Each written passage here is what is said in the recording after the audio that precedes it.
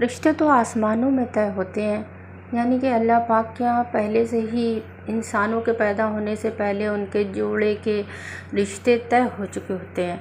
सिर्फ माँ बाप जो हैं उन रिश्तों को तलाश करते हैं, यानी कि वो तलाश करते करते रॉन्ग नंबर लगता है और फिर जब वही रिश्ता जो आसमानों में तय हो चुका होता है वो मिल जाता है तो फिर वो तय हो जाता है और वहाँ शादी हो जाती है।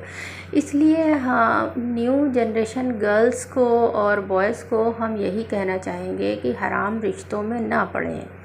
ये सोच के कि हर जगह कोशिश ना करें, हर जगह दोस्तियाँ ना करें और उसी की जो है गुनाहगार ना बने। और माँ बाप भी हैं, कहीं रिश्ता भेजें और वो रिजेक्ट हो जाए तो अफसोस ना करें, क्योंकि राइट नंबर लगेगा तभी तो रिश्ता तय होगा। अल्लाह की तरफ से जो हमारी और अल्लाह की मैच